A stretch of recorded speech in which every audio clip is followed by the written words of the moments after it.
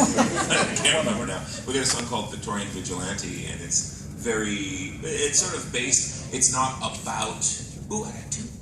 It's sort of about, it's sort of based on Sherlock Holmes, but it's not about Sherlock Holmes, but there's a whole lot of Arthur Conan Doyle references in it. Talks about the martial arts style that he talked about Sherlock Holmes doing, that kind of stuff, so that one's in it. And then real quick, on the next album, the one that's coming out in a week, we do a song based on Scheherazade. So it's the whole 1001 Arabian Nights. So I have a song that's actually a collaboration with a group called Falling You. It's called Varenka, and it's based on one of the very minor characters of Anna Karenina, my favorite character. And then just kind of generally, I read a lot of Jane Austen and the Brontes, so there's a lot of very general influence there. Well, probably Daffy Duck. Chuck Jones, Daffy Duck. I think for me, I was chatting to Mr. B about our kind of relationship now that we don't have beef anymore. And it is a kind of Bugs and Daffy relationship in that we're sort of friends, but I'm still a bit.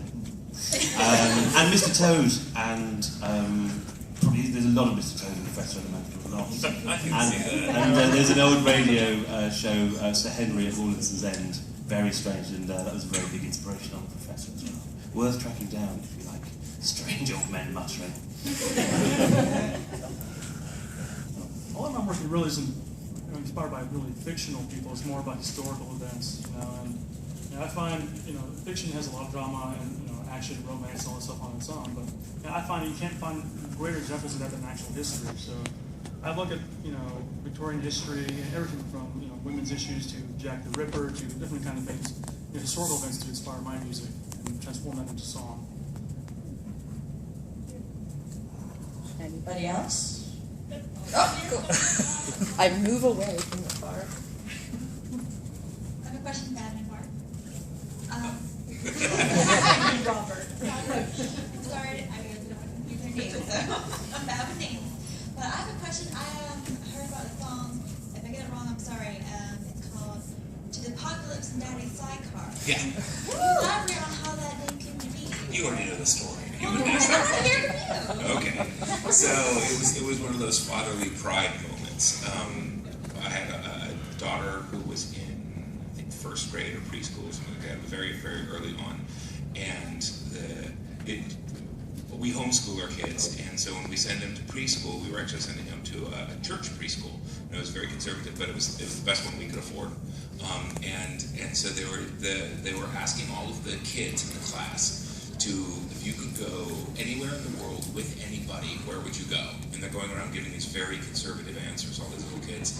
And they come up to my daughter, and they're like, if you could go anywhere in the world with anybody, where would you go? And she said, I'm going to the Apocalypse and Daddy's Sidecar.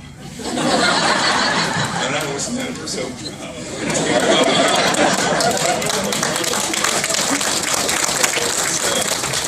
And then this is funny, because then I posted about it on Twitter. I'm like, you guys gotta hear what my daughter said. This is awesome.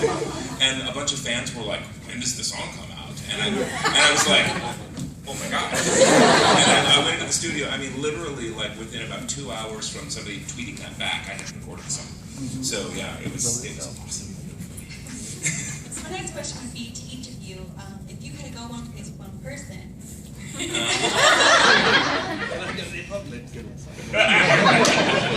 my daughters aren't even there. And I have her sit on your lap, but we don't know each other that well.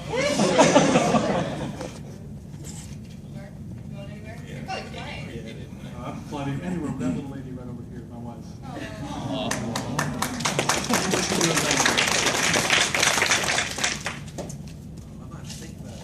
Erica, where are you going? I want to go to Dragon Con with all of you. Very good My answer. dream has already come true. That was good. Seeing that music is pretty much always evolving. Where do you Wait, see hold on. Can I just stop and say you have an amazing voice? Yeah. Holy crap. Thank you. But seeing that music is continually evolving, where do you see the steampunk genre going? Where do you see it evolving into? I got it. Yeah, me too. But You go first. we should probably address the elephant in the room about whether steampunk music is a if you want to. I think it definitely is.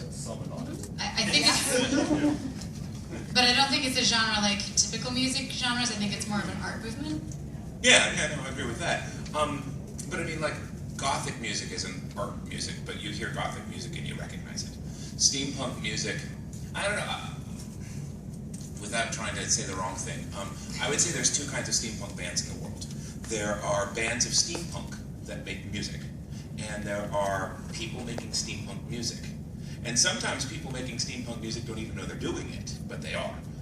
Tom Waits would be a great example. Nobody's going to dispute he's making steampunk music, and he didn't even know about steampunk, and he was doing it 2 decades before anybody else was.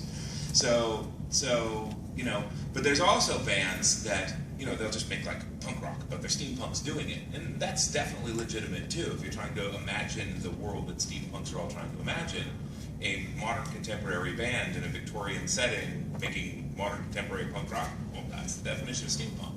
So they all work, but she's right. There's all of these different places that it can be. I suppose I would say that the future of where I see it going is it's spreading into all of these different categories, from chap hop to electro swing to neo So vaudevillian. that's a follow-up, because we are seeing a lot of electro swing influence on steampunk these days. For all of you, what do you think the next big genre of music to kind of step into steampunk, or that steampunk's going to go out and get and take into their music? What do you think the next genre You can't will be? predict that. They kind of sample a lot. Yeah. That's really hard. Dubstep. Just kidding. It's still going really well. I still think there's a bit of a Yeah. steampunk kind of SPG's already got it a little bit. That'd be an interesting experiment, though. Yeah. It's actually slightly off topic, but I was thinking about dubstep the other day. I wouldn't say I was a dubstep fan, but I do think it's one of the first new things in music that I've heard in a long time.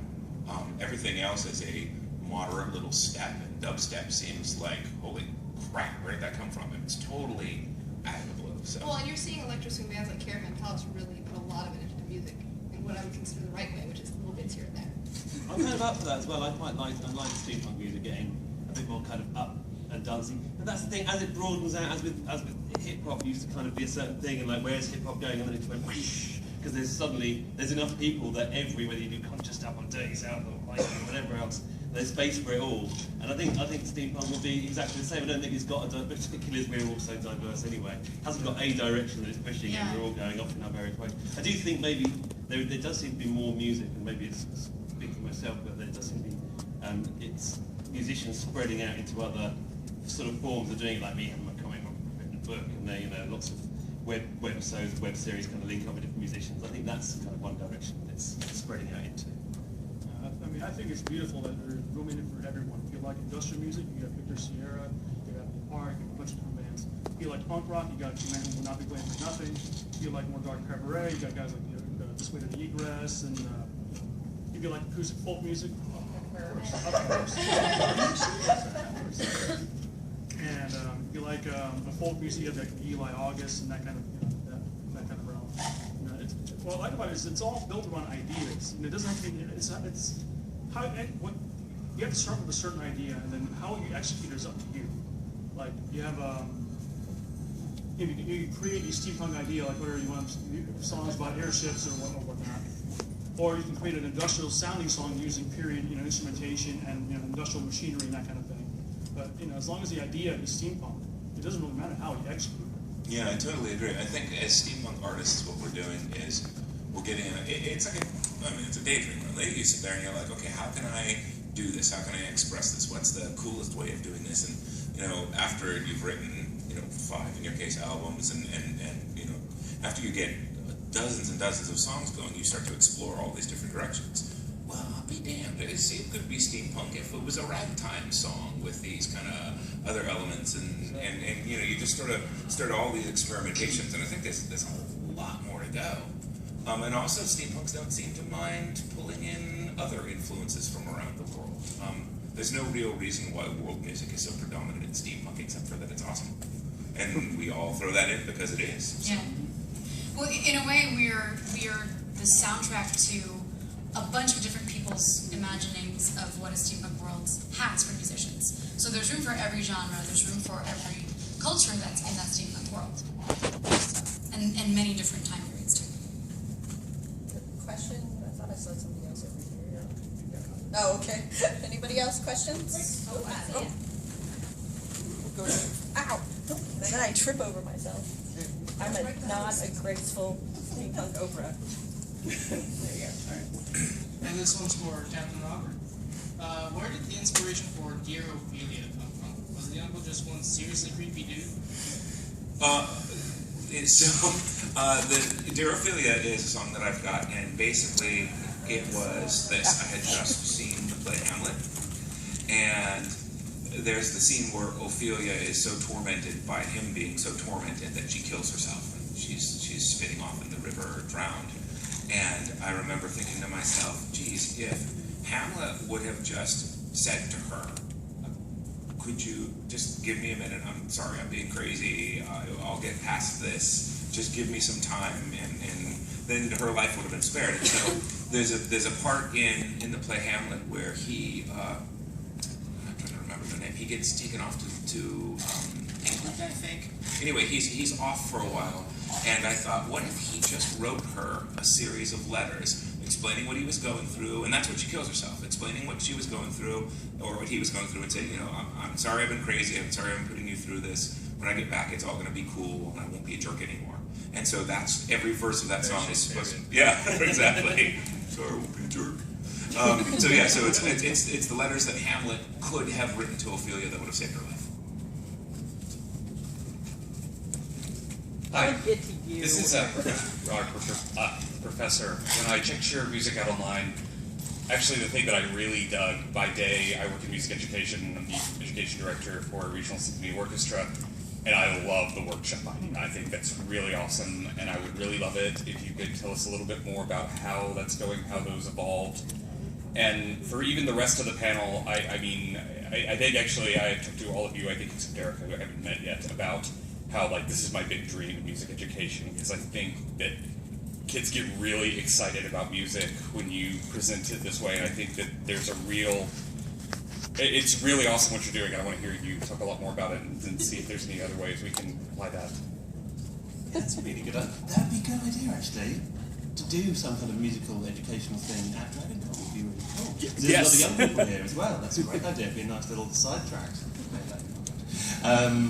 But yeah, in terms of doing the workshops, there's a certain rapping at the end of the day. It's just talking, isn't it? Really, just talking with a few rhymes in it. So it's not actually that hard to teach the process of rapping, and it can be taught to anybody in about half an hour or so. And that means that you can picture loads of different ages and abilities as well. I used to work in a special school with young people with special education needs, and they were quite severe, but we could still do a rap workshop or a variation on it, and there's something quite nice and universal about that. And it also allows you to talk about anything as well. You've got a lot of freedom to talk about any topic at great length in as much detail as you like. Inevitably in Britain, because we've got absolute bastards in charge at the moment, they've eaten all of the money that they used to use for youth projects inside a swallow and just stuffed it down the gullet. So there's no money for the sort of youth projects that I used to do. I do a little bit of voluntary stuff, but that kind of stuff doesn't come up very much. So it's mostly at conventions and places like this. So if anybody thinks that doing a rap workshop or even other music workshops would be a good idea, and do get in touch with DragonCon, because I think that's a super idea. We're not doing it next time. And just You can get in touch with me about that. I can work on it for next year. I tend to know a guy. Yeah, you've got contacts. Okay, wicked. a lot of musicians are very, very happy to volunteer to work with kids, but we don't have time to set it up. So if other people have these programs and ask us, to fit it in, a lot of us are really happy to do that. Just saying. On the note, talking about using hip-hop to teach, rhyme scheme, that kind of thing. Anybody here heard of MC Lars? Yes. Yes. And he has an EP that came out called I think it's called the Egg Round Poe EP, but he's got a song called Flow Like Poe, which basically he uses rap to teach kids about iambic pentameter, and of course, Poe's history and that kind of thing. It's a great little experiment. He actually goes around to different schools teaching kids, about poetry and stuff via rap. It's awesome. It's nice. It's a nice easy way to engage. Although there's always a challenge, particularly in small towns and countryside villages in Britain that you kind of go, okay, and they're like, yeah, bruv, I can already spit some bars. Like, oh, okay then, give me some of your raps. And like, yeah, blood, I will stab you up, I will kill you. I'm like, look, you're 12. And you're as posh as I am. Sometimes, and also I think with other people, you have to, people still have a lot of preconceptions about what hip-hop is and what rap is, and it makes me really sad that I'm still, so many years down the line, having to explain that it can have all this other potential for expression and some really beautiful sentiments, as well as the more traditional stuff that you get. I gotta say that I would actually go to that, because I've occasionally thought, ooh, it'd be really neat if I did a rap right here in a song, and then I'll write a part, and it's like, no, that was spoken poetry. And I don't know, I've kind of studied it, and I can't figure out lyrically what is so different about it. There are a few, yeah, oh yeah, no, 10 minutes I can give you a few little tweaks. Cool. Well, so if you do a thing, I'm going to come. I'll sit behind the 12-year-olds. Seeing as I'm the DJ and a little biased, I was going to ask a question for the two DJs here on YouTube. So a lot of folks on our end of things, when you guys aren't all touring around, we're left to play rooms for folks to introduce them to steampunk music, and a lot of folks are asked that question of us, of, what is it, where could I go to listen to it? So my question then for you guys is, where do you direct folks, other than of course the bands present on the panel? What are some bands that you would definitely suggest folks to listen to get an idea? I mean, obviously Ebony Park and That Woman, Professor Elemental, go to steampunkmusic.com. Obviously those, but if you were going to give a couple of primers outside of them here, who would you advise? And start with Emmett, since I'm giving the microphone back. Oh God. So the Clockwork Cabaret has been going on for over 5 years. We're a music podcast radio show. We started off on an actual local radio station, and we've actually switched to doing a podcast only because it just I have way too many other projects going on, and I have limited time. I usually very egomaniacally suggest that they listen to our podcast, as we do a large range of music, from anything that I consider, from a personal standpoint, as being steampunk, and it goes from bands that don't realize that they're playing steampunk music to bands that call themselves steampunk. It varies. I actually also then just go to suggest to okay, so a couple bands. We'll look at what their influences are, look at who the guest musicians are, start doing a little bit of digging. I personally know that a lot of steampunks like research and like looking up stuff, so I think it's pretty easy to kind of go, all right, figure it out for yourself. But there's actually a Facebook group called Music for Steampunks, and that's a great resource. There's a lot of people, a lot of the musicians are on it, a lot of the fans are on it, and they're always popping, hey, I just saw this new musician, it's really cool, here's the YouTube video, and they're always posting. So that's actually a place when I'm looking for my podcast, Behind the Steam, for new people to interview. I try to go troll Music for Steampunks, and I'm like, oh, this looks cool, I should call them. So that's a really great place, and it's super easy to find, and you actually get a chance to interact with some really cool musicians who are kind of young and starting up, and they really want to talk to people and find out what's going on. So that's a great place to go. There's another website called Sepia Chord. They've got a really great collection of stuff, and I've actually started a project with Jordan, who's the main guy behind Sepia Chord, where we're going to try to do sort of a YouTube video to try to identify the actual musical elements of what is the steampunk sound. For those of us, well, no, we sat down over Saturday after about 12 hours and came to a list of all of these artists, and it's actually pretty tangible. And for those of us that do this for a living, you're constantly inundated with it. You hear it. You'll hear a brand new song by a brand new band, and you'll be like, oh, that's steampunk, and you totally will know. And then everybody will be like, oh, steampunk music doesn't really exist, and it's like, well, I can hear it. I hear it daily. So you hear these amazing bands. Me and Erica just did this festival in Australia, and the bands that we were playing with, I had never heard of any of them before. They were amazing. I wish they could afford to get off of their chunk of land all the way over here so you guys could hear them. There was a band called Rapscallion, just amazing music. Rapscallion with a K instead of a C. It's hard to find them. I just spent like 3 days looking. And there was a band called the Moldy Lovers, just gorgeous, gorgeous music. So look those guys up. But yeah, there's a lot of great bands out there, but some of them are hidden because they don't actually know about our scene. How do you find steampunk think there isn't a kind of a decent answer really, other than going to see lots of live shows. I think that helps as well. Inevitably, when you see a live show of someone you like, but that's the same with any music, really, isn't it? You know, bouncing around on YouTube and going to see live shows is the easiest way to find new bands. I actually have a band right here that's an unknown, not steampunk band, and they're about to play. Crystal. Hi, I'm Crystal Bright. Thank you. Thanks for this plug. My band's called Crystal Bright and the Silver Hands, and we are, one of those groups that I guess has been absorbed and embraced by the steampunk scene, but they've adopted us. So we're playing. I play accordion and saw and random world things. I'm a musicologist, so I incorporate a lot of that stuff. And we're playing at the Concourse stage at 4. We're playing outside of the Mechanical Masquerade tomorrow. It's starting at 7 to 8:15, and then we're playing at the Concourse stage again on Sunday at 9. Thank you. You guys are awesome.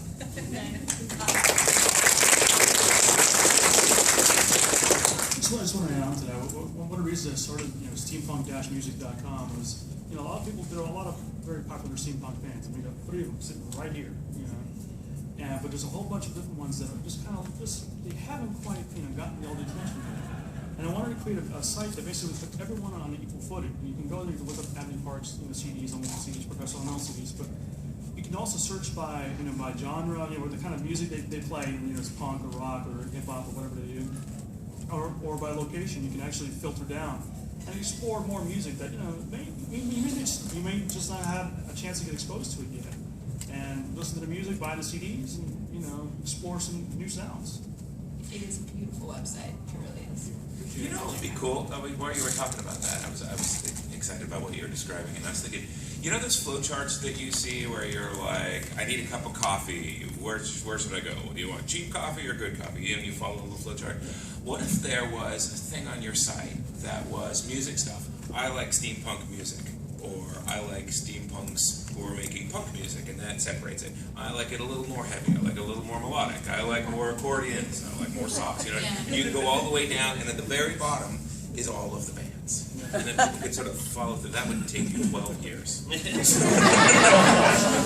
Actually, that's a really good idea. Because there is one that exists, and I have one in my Facebook photos somewhere, and I'll send it to you. Awesome. I'd love to see that. It's as a joke, but it actually kind of makes sense. By the way, hi. I waved at you when you came in, but... Yay, the weird pal with Dark Cabaret and Steampunk. He's awesome. Okay, back to questions for you guys. Any questions? People? We got one just one about. You again. You got background too. All right, to each of you guys, what is your favorite aspect about steampunk? I reckon it's the people for me, inevitably, because it just attracts the nicest people. Like I've met thousands and thousands of steampunk now. I met like 2 awful ones. Everyone else was lovely. And stumbling across steampunk, and I think it's the same again for a lot of people, it's kind of like finding this lost tribe, and I was one of those people, and a lot of steampunks are the same, they just never kind of found their little kind of clique or group, or was on the fringes of lots of them, and you kind of find steampunk, oh, there you all are! Ah, thanks for waiting for me. I think people easily the nicest. Just so many people in are either creators or appreciate art in general. Whether as makers, they're making costumes or outfits or incredible devices, or they're making music, or they're writing about it, or photography, whatever their medium is, or the people who appreciate all that stuff. That's just awesome. People have open minds and open hearts about it. It's great. For me, the people are wonderful, of course, and maybe this is part of it, but steampunk to me is about being whoever you want to be, and you can take, the fashion that you like, but totally ignore the fashion and just read the books. Whatever you want to do, you can have fantasy elements to it, you can create a persona, and you can just be whoever you want to be, and everyone is so inviting and so accepting. Yeah, I think I don't know how to put it into words, but it's The first thing that flashed into my head, the daily aesthetic. I'm not even sure how to say that. You wake up and you're surrounded by this world that's sort of old-timey and embracing you, and yeah, it's hard to explain. It's sort of the world that you're in. The old musty books and copper pots and all that kind of stuff. As soon as you said it, I was picturing my living room. I was picturing pouring a cup of tea, putting on some music, and opening up a book. And I also like all the people and all that kind of stuff. But right down to the very, very root of where it is, way deep inside of me, I think it's just the aesthetic. It's the love of what it is. So. Yeah, exactly. That's catchy.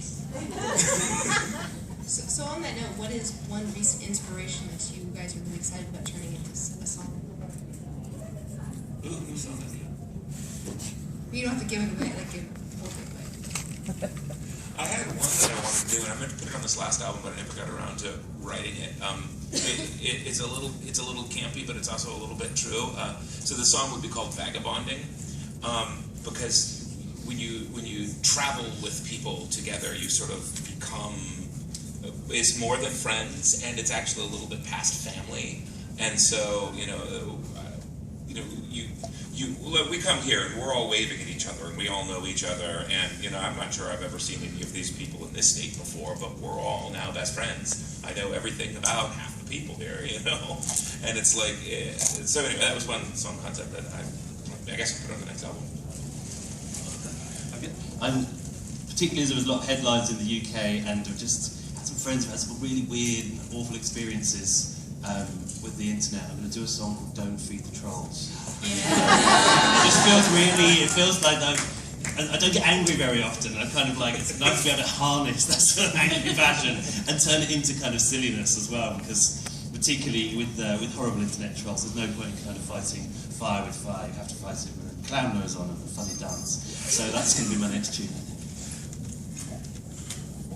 Well, the next album we're working on is kind of dealing with, most of my stuff deals with kind of heavier topics anyway, but dealing with a lot, I've seen so much lately in the news, and I'm going for a personal journey right now, science versus religion. And that's something I'm going to be addressing on a few songs coming up in my next album. Just trying to write the line between, I don't want to make it propaganda, I want to tell a story, I want to beat people over the head with it. But that's what I'm focusing on right now. Cool. It's kind of a downer, but I went to a production in Brooklyn called Then She Fell, which is based on Lewis Carroll and Alice in Wonderland and their relationship, kind of. And I want to write a song inspired by that, but more from the actual Alice Liddell's perspective, which I feel like, since she wasn't a famous author, doesn't get spoken. I can't really speak for her, and there's all this. Yeah, that's great. Yeah, well, it's not going to be happy though. How much of your music is really happy? Not all. No. Anybody else? Oh, yeah. Darn it. I don't run fast enough. I have more questions. Sorry about this.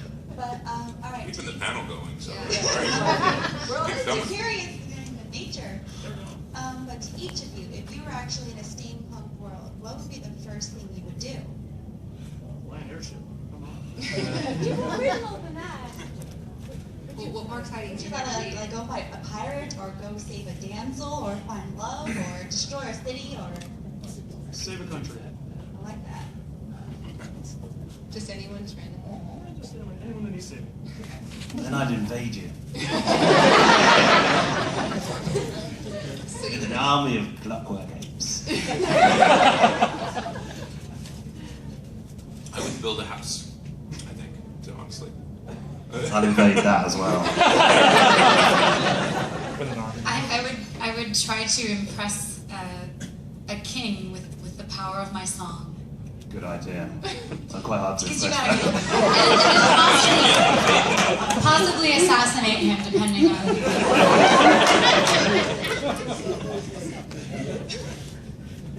How are you going to get close enough? Yeah, that's it, isn't it? I know how to. Getting close to the pond. Past the 80s to go right past the movies. Anyone else? Okay, so I got something. Oh, okay. I'm gonna give away like a prize of some sort. Oh, well, that's way So better. who here can name? Let's see. All of Abney Park's albums. How's that? Ooh, I can't. Other than Robert. Other than Robert. You, sir.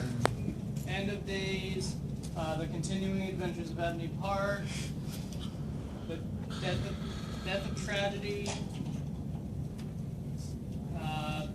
Lost Horizons, Good. There's. Ancient World. Yep, almost there. There's Taxidermy, but I don't know if that counts. Oh, I'll count it. That's good. Oh, that's very good. Come on up. I got something for you. Yay! So for those of you that are here at the track for the first time, I'm Dr. Q. I'm the track director. I also run a group called the Artists Club. We just became a nonprofit company dedicated to supporting art, including music, for steampunk and retro vintage arts everywhere. And Did you get a business card? Marriott. So go visit Abney Park's booth and Woman's booth and Professor Elemental's booth, but somewhere in that general area you'll see ours, and that'll get you $5 off. And I would suggest picking up a CD that Woman's got a track on there. Crystal Bright, who's here earlier, has a track on there. Exclusive track. Oh, it's an exclusive track. Oh, fantastic. And the compilation will to benefit the nonprofit as well. What? Shameless plug. Oh yeah, and she'll be up for the Mechanical Masquerade tomorrow on Sunday to play, and we're all going to be partying there. We're And going I'm to sure, show at the end. I'm sure if Robert wanted to just get up on stage, I'm sure no one really turned him away. But We wouldn't boo you too much. but it's Sunday. It's like right after his performance tonight, so he may be a little tired. Oh, wait, it's after my show tonight? No, it's like the next That day. would smell terrible. No, it's not the next day. You got a day to recover, but you may still be a little worse for wear. Don't stop. Okay, I'm not saying I can do anything. No, just stop by, have fun. It's good times. Can I give away anything? Yeah. Woo-hoo. I don't know. What's a good trivia question? Can you name one of my albums? Just one. Fires I started. Yay! So you get F-hole temporary tattoos. Aren't these cool? So, because I have them tattooed on my belly, but I don't really want to show my belly anymore. You're so welcome. Okay, I'm going to give something away then, too. What am I giving away? No. Okay, I'm giving away 3 CDs of your choice at my merch booth. If you can tell me the name of the album that we're releasing next week. Circus at the End of the World. Okay. Who said it? Raise your hands. All right, you both get it. Okay, so did unison. Okay, you two. But I have to be working there or I'll get in trouble. I don't need them. I will give away like just a pile of stuff. Anybody who can give me a hand with selling my merchandise for tonight. Because I haven't got any friends. I'll I've do got it. no friends. I'll do it. Will you? I will do it. I'll give you a load of stuff. I'll do it. I've got tons of it. More than